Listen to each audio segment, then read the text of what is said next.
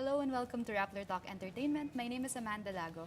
So it's December, and for Philippine moviegoers, that means that the cinemas will soon be taken over by Filipino films for the Metro Manila Film Festival.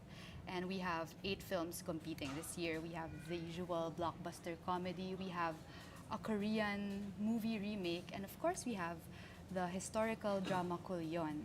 It tells the story of 3 women who were sent to a leper colony in the title town Culion, Palawan. And today we have with us the people who worked on this film, Miss Suzette Ranillo, Miss Meryll Soriano, and Mr. Ricky Lee. Hi. Hello. Good afternoon, everybody. Good Thank you, afternoon. Rappler, for having us. Yes, thank you for being here.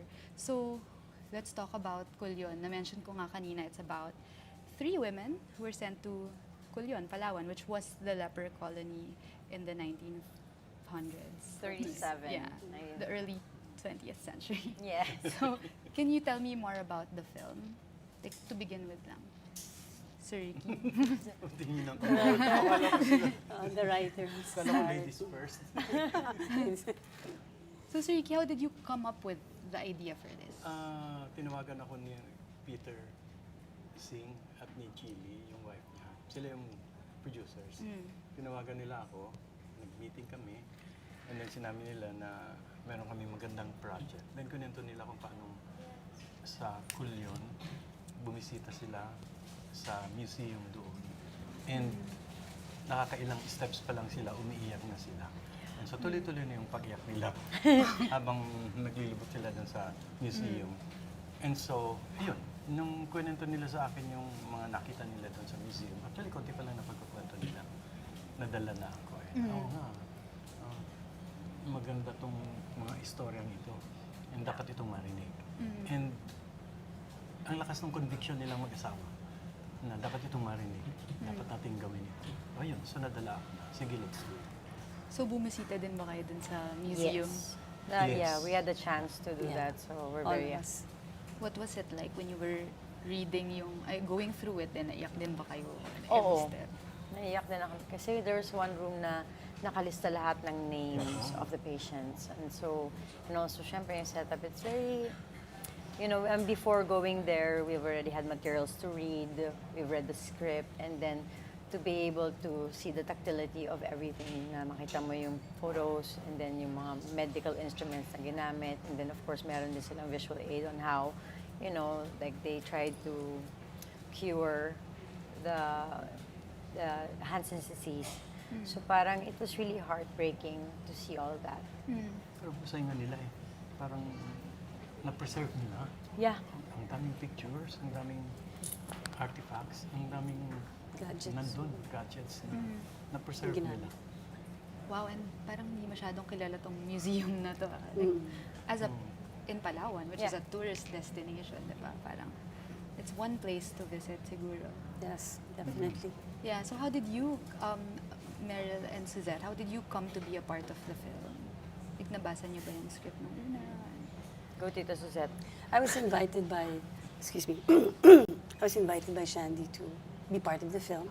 And of course, you know, I've always been curious of what Culion was about, or how they lived during those times. Kasi alam ko nga, it's been the leper colony. It's one of the, I don't know if it's the largest leper colony It's in the the largest, world. Yeah.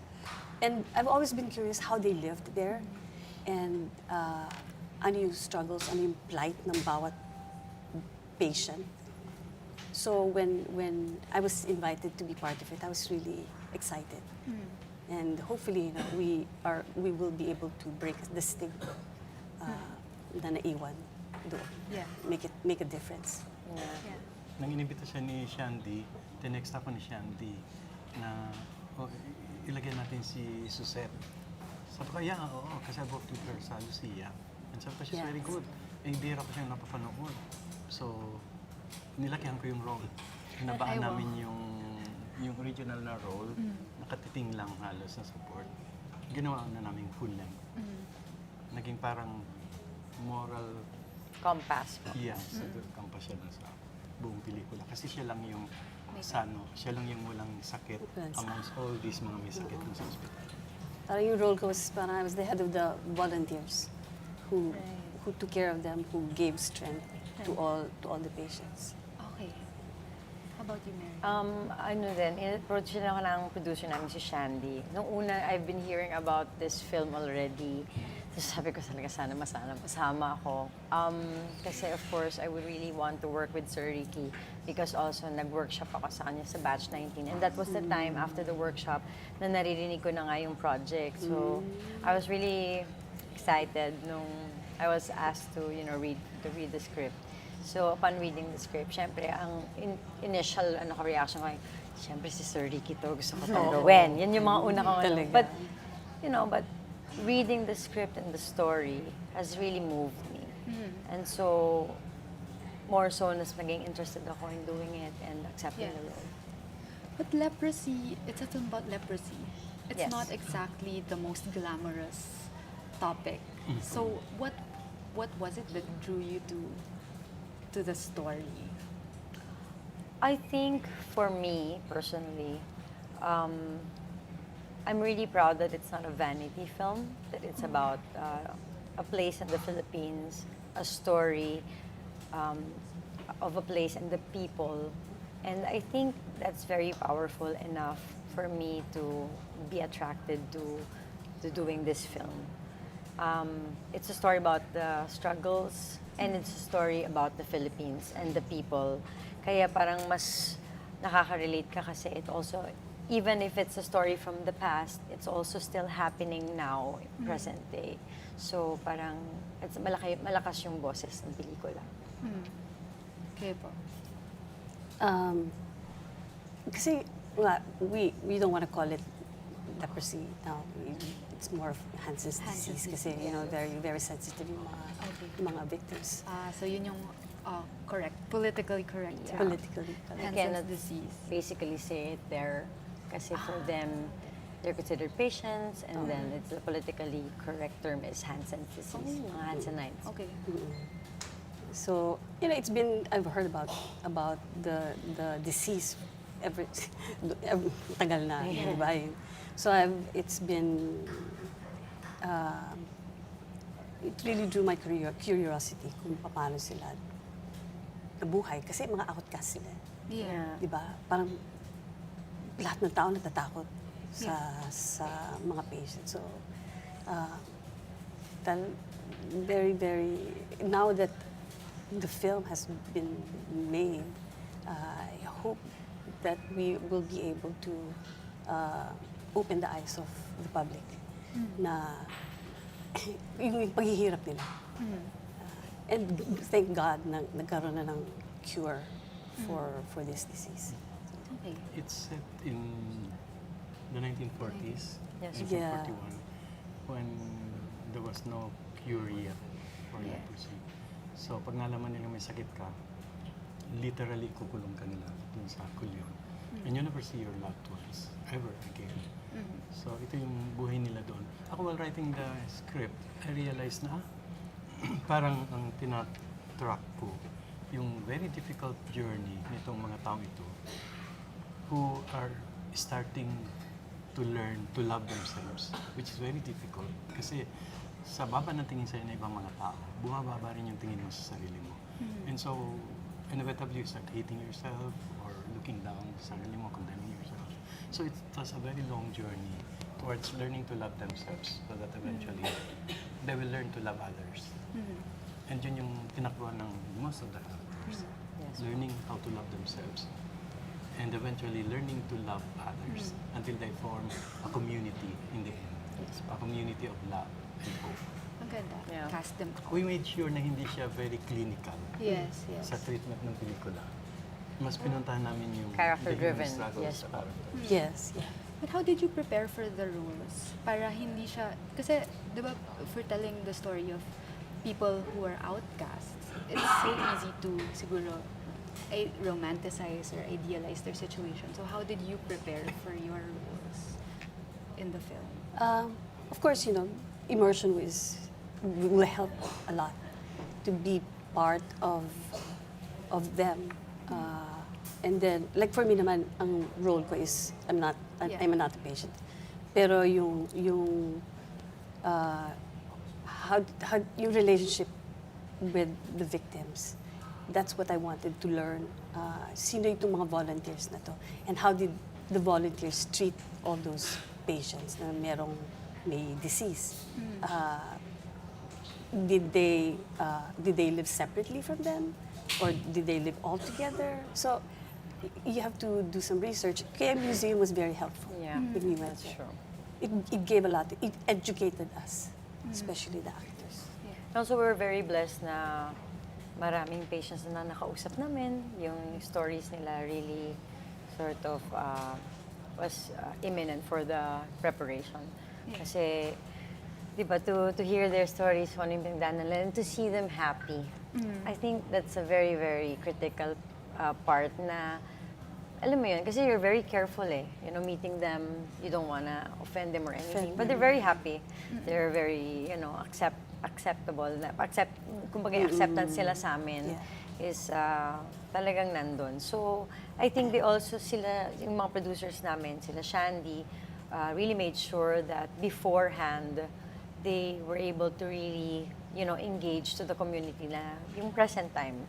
Kasi importante na hindi sila ma-offend dun sa pelikula, maintindihan nila na this is not to, you know, parang iriin yung nangyari sa lugar, but to really create awareness. And yun, I think, is really important na process before kami mag-shoot and para rin sa aming lahat. And I think the people of Culion, just like what Suriki mentioned, they want to be heard.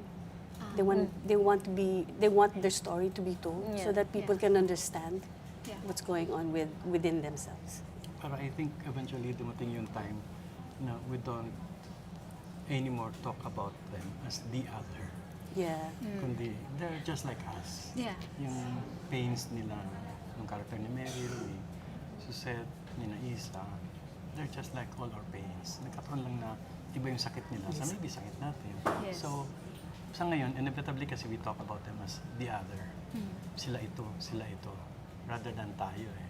But I think, eventually darating tayo sa time na yun na tayo lahat ito. Magkakapareho tayo.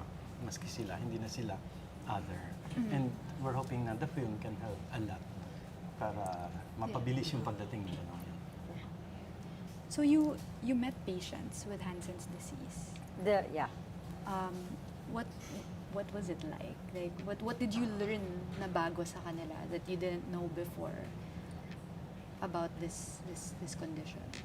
I think lang the education about how they lived before, I think that was very important na na-share nila sa amin. And then parang ang isa pang na-experience ko when talking to the patients, parang na-free ako doon sa, kasi syempre parang meron ka pa rin sense of pity eh. So na-free ako nun. I think isang magandang realization for me before kami mag-shoot na wala akong dapat ikaalala dun sa nararamdaman nila na hindi sila nadadown. They're, you know, they've lived their lives and they're free of, yung place is free of Hansen's disease. So, malaking factor talaga na, you know, para sa akin na nalaman ko yun. Yes. Maganda na. Free Yeah. of pity. Yeah, free of pity. Ganda. It gave me, kasi marami sa atin ngayon are nagkakaroon ng depression modes, diba? You know, one of the problems that we have right now, maraming nade-depress. But when you see these people who went through a lot in the past, you see hope in their faces. You can draw strength from them dahil sa pinagdaanan nila. Andyan pa rin sila and they're, you know, smiling. Yeah. So, nakakatuwa. Inspired. Yeah, Very inspiring. Sobrang inspiring. So you shot this film in Culion, obviously, and you had a premiere there a few days ago. December 14, yeah, a few days. Saturday. 14 yeah. Oo, yung Saturday. So ano nangyari sa premiere? Kamusta? What was it like? Grabe. I think tama lang na kwento nila ito, Po. ibabalik mo sa kanila at silang kauna-unahang makakapanood Yes. ng nabuong pelikula.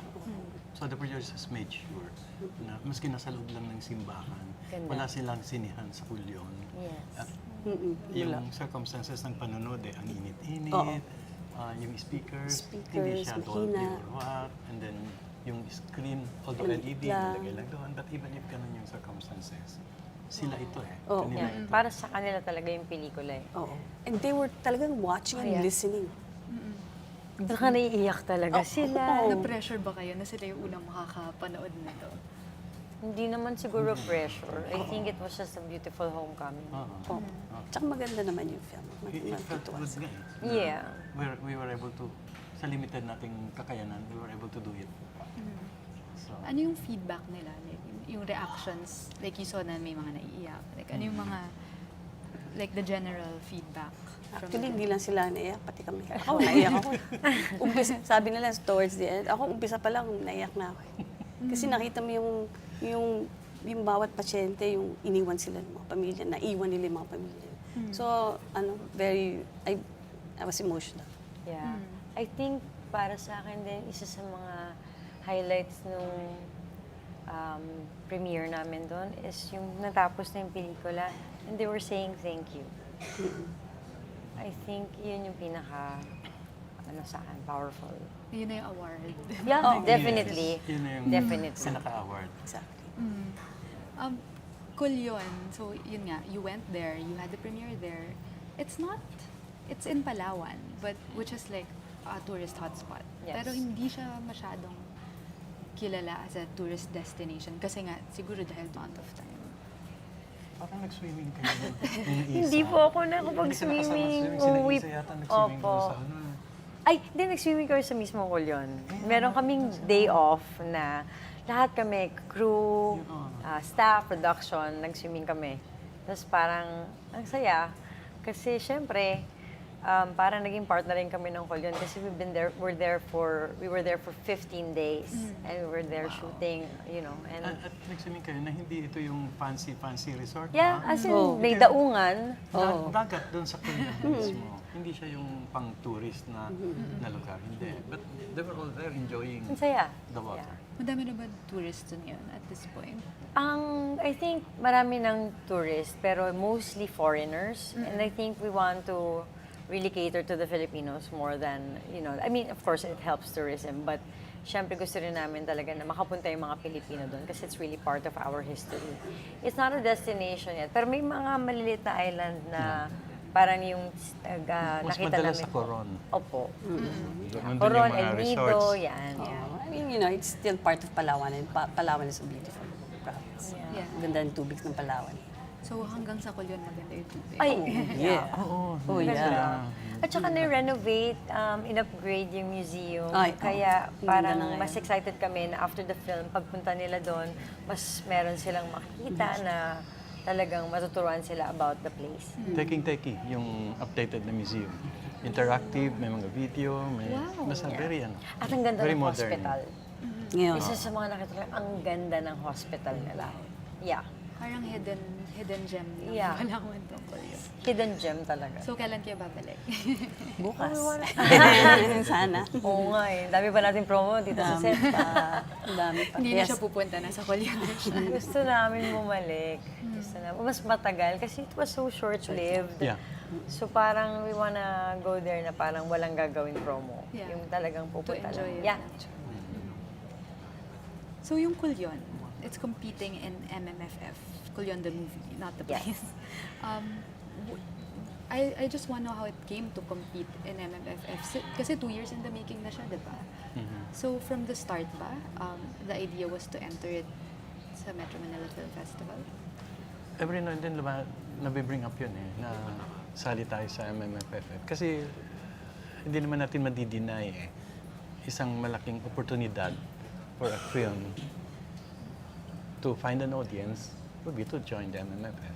Kasi may captive audience ka na doon Puro Filipino films during the season and lahat halos gustong manood ng pelikula. Ang Pilipino pag lumalabas, either kakain yan o manood ng pelikula So, may audience may market Parang sayang yun para mas maraming tao makapanood.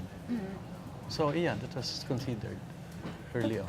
Tapos kasi di ba po yung criteria, yung selection criteria ng MMFF, parang kasing bigat ng artistic excellence yung Commercial appeal. viability. Yes. Yes. So did you adjust the script to meet that No. criteria? No. No. Gusto ko yung dami mong no, sir. And no. In No, fact, and no. initially I was reluctant. Actually, all this time, parang reluctant na ako na sumali sa MMFF. Because parang may feeling ako na dapat hindi ganun katimbang ang commercial viability. Although naiintindihan ko, coming from their end, but just the same, coming from my end naman, medyo masakit na kalaban mo commercial viability when you're trying to say something Really na ayaw mong important i-compromise statement. dahil mahalaga siya na masabi mo sa pinakatamang paraan. So, medyo mahirap na struggle yun para sa gumagawa ng pelikula. Naintindihan ko yung side ng business. And I'm sure naintindihan din nila yung side namin. Pero na-select pa rin yung Culion, which means Yeah. they saw the commercial appeal to it. Oo. So Kaya, how do you balance that? Kasi I'm sure it's, it's Ricky, it's a Ricky Lee Of film. course. So I'm sure it's a well-made film, but how do you balance the artistic side with the commercial appeal? Is Actually, it- batang MMFF ako eh. I mean, I think mainly nakilala ako dahil sa MMFF eh, dahil lagi ako nananalo noon. So nakikita nila ako sa TV. Kaya hindi ka ngayon makaiwas tuloy. Ayaw ko may nakakakilala sa akin. Para sa artista You're lang yun eh. famous, sir. Kasalanan ng MFF yun. Kaya ako nakikilala na ng iba. Hindi pa rin ganun karami, pero may mga nakakakilala na. So, dahil yun sa MMFF. That proves talaga na nanonood sila eh. Pag It's, Christmas season eh. So, At saka So, yun. yung maganda dun na talagang lahat ng sinehan, Filipino movies. oo. I think yun yung pinaka gusto ko dun sa MMFF. Talagang binibigyan mo yung chance na Filipino, to watch Filipino films material, na wala kang kahati. Na. Yes. Yeah. May bearing talaga yun. Yes. The fact that Yeah. all cinemas. Philippine. Na sana nga during the entire year, merong regulation na mas malaking percentage Filipino films more than foreign films. Sana may ganun nga during the entire year. And then pagdating na MMFF, 100% ng Pilipino. But to prepare for that, dapat may malaking porsyento ka na mas Filipino films. Amen. Para din masana yung audience. Yes, para masanay sila. And para masanay sila na in the end, hindi mo dapat hatiin between ito ang mga artistic at ito ang commercial. Yeah, wala nang line. Dapat wala nang ganong harang. Dapat nung ginagawa namin yung Culion, ang iniisip namin, kailangan mapaganda ko to para lalong marami ang manood, para lalong magustuhan ng manonood. So parang wala dapat harang. So bakit po may harang? I'm curious lang. Why is there... Aabutan tayo ng Pasko. Okay lang. Minsan lang po kayo pumupunta dito. Bakit may harang between commercial films and artistic films? Saan ba nanggaling itong divide na to? Kasi hindi mo rin maalis. Pag comedy, siyempre commercial talaga yan. Pero ang genre kasi ng Culion is historical.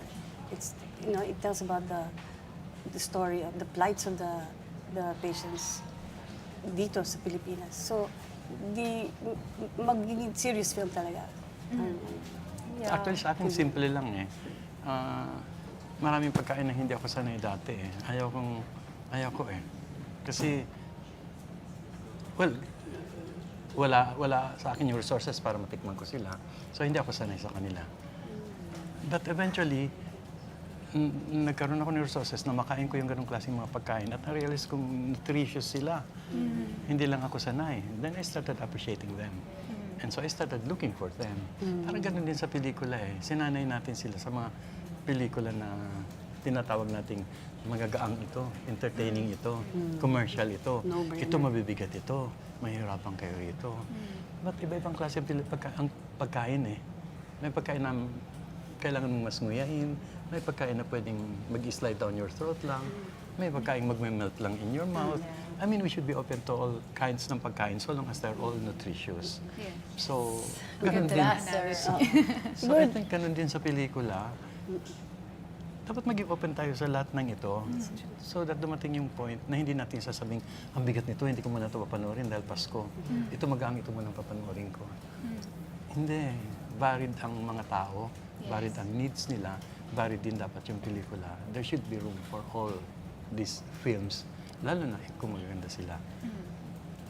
At saka naaalala ko nung bata ko, sir, kasi lumaki rin ako, of course, sa industry dahil, of course, my tita, yung talagang mga pelikula na papanood namin. Ang Pilipino talaga moviegoers. Yes. Moviegoers talaga. Wala namang line nun eh, ay sirs. Di ba? Parang if I can remember, gumagawa ang tita ko ng sobrang comedy. Tapos may musical na mga, di ba? But then again, gumagawa rin sila ng serious. And everybody gets to watch it. Kasi lahat yung Malalaki pelikula, yun eh. lahat yung ano nila. Wala yung ganong Yeah. Ngayon na lang nagkaroon ng Ganun. demarcation line. hati. But there's Wala. an appetite for films for sure. Yes. Ah, yes. Ay, yes. Parang siguro sinasabi ni Ricky is like sushi. You have to acquire the taste. Bigyan mo ng sushi until masanay yung panlasa nila. Although hindi ko pa rin makasanayan kayo. Pero yung ganun ba, kailangan mo ituruan para masanay Or, sa panlasa. or jazz. Yeah. Or ballet. Ballet, Eventually, yeah. pag napapanood, hindi nila napapanood eh. Kaya I think may malaking responsibility talaga ang filmmakers, and then of course the bigger, yung mas nakakataas dun sa filmmakers kasi maraming content, maraming pelikula, maraming mga bagong direktor, maraming mga lumang direktor, maraming gustong gumawa ng pelikula na sana lang hindi siya nakaharang sa pagpapanood sa mga tao because ang daming pelikula Yeah. na pwedeng ipakita sa Ang Pilipinas. daming storyang Grabe. magaganda dito sa Pilipinas. So, Ang nangyayari kasi pag may isang so-called serious film na hindi kumita, sabi nila hindi talaga kikita. Pag merong isang commercial na pelikula na hindi kumita, pinapatawad nila. Oo nga. Ang daming mga so-called commercial films ang hindi naman talaga kumikita. Hindi nila nililabel na kasi commercial, kaya hindi kumikita. Pero ito, one chance lang ibibigay sa'yo, o pangalawang chance, mag-judge sila hindi kumikita. Eh dito sila nasanay. So, dapat ito, mas mahabang pasensya mo.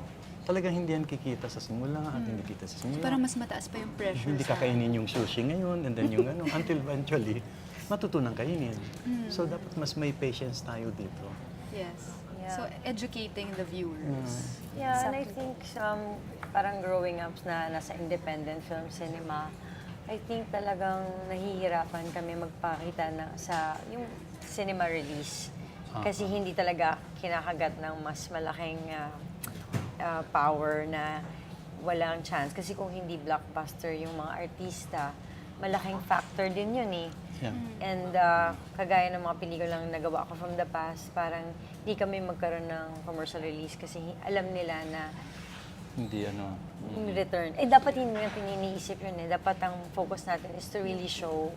And kumita man o hindi, it's our film. Eh, business lang kasi ang tingin mo. Dapat Nakaka-frustrate talaga. Same thing with, because I'm Bisaya, yung regional films. I'm promoting the regional films.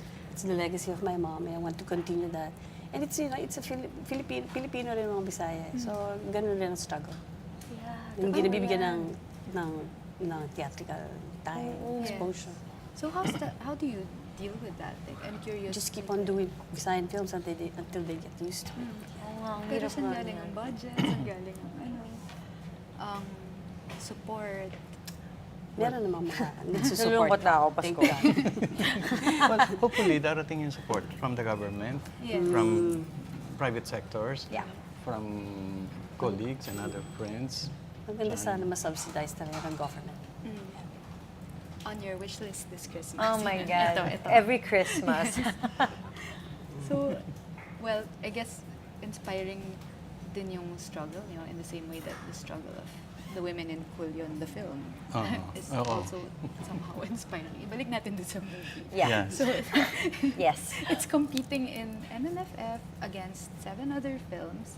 So why should people watch Culion? Because it's a beautiful story. And I think we all need to have a little time to reflect on ourselves, on sa community natin, at lalo-lalo na sa bansa natin. I think we should give that to ourselves, to hindi lang manood ng masaya or whatever, but to really get to know different films. And, you know, all these films are catering to our Filipino stories. So I think importante na, you know, magbigay tayo ng space dun sa nakakadagdag sa ating kaalaman. I think that's a very important thing na yung kaya maraming genres eh. Diba? Kaya panoorin natin lahat. Yes. So, kailangan magkaroon tayo as an audience na, watch this, hindi to ganun lang. Ay, ikaw muna.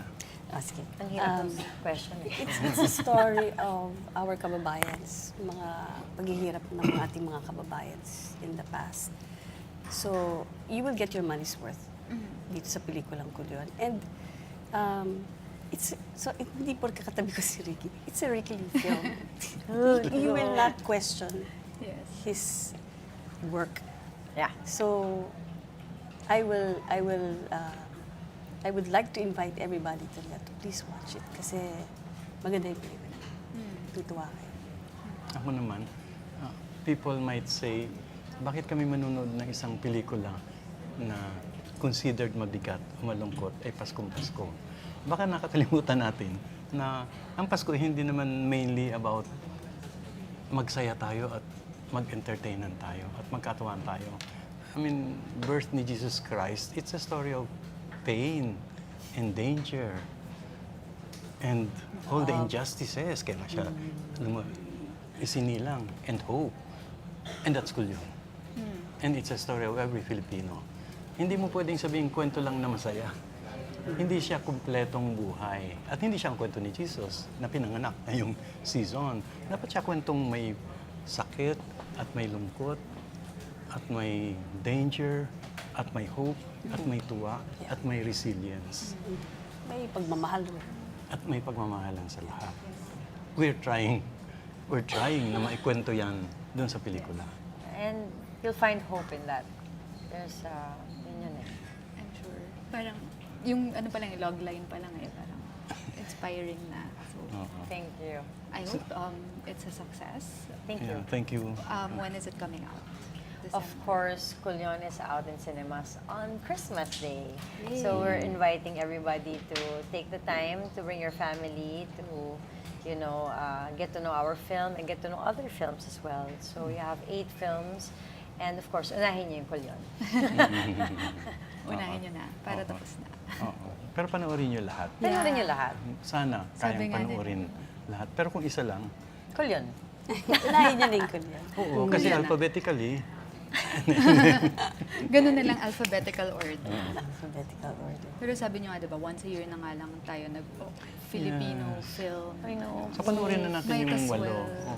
support all films. Kailangan din natin talaga yun. And Culion. And of course, Yes. Culion. Alright, thank you for Thank you. being here and Thank you for inviting us. Yes, thank you. Thank you, Amanda. Congratulations. Thank you. Thank you everyone for tuning in. This is Rappler Talk Entertainment. Karaos. Narinig ba? Sarap.